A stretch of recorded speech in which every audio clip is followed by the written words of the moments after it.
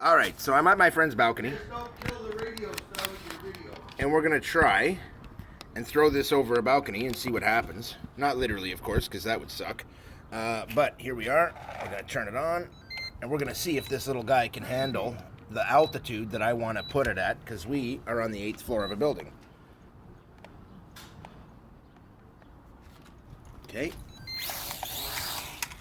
All right, so we are up, and we're gonna see what happens here.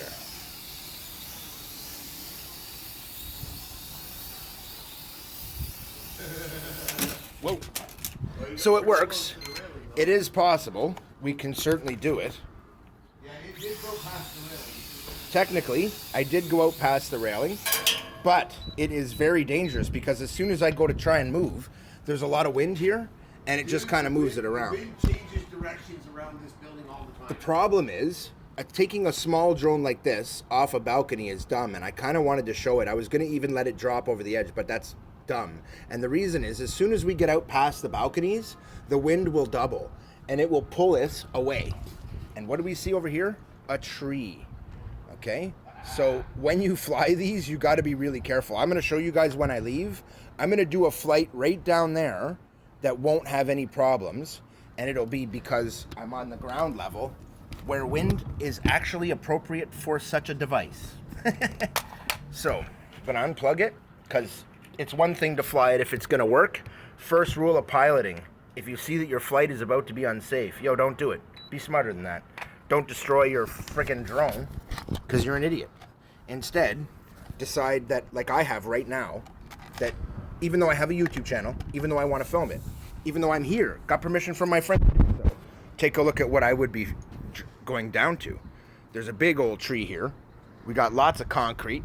And I'm the friend. Hi, friend. I would gladly throw it off and fly it, He would gladly throw it over the balcony, but but it's not mine. I have to go get it afterward, and that is a pain in the butt. And if I'm going to have climbing to... the tree would be a pain in the Realistically, if I'm going to have to go down 8 stories to get it, it's not going to be functional when I do.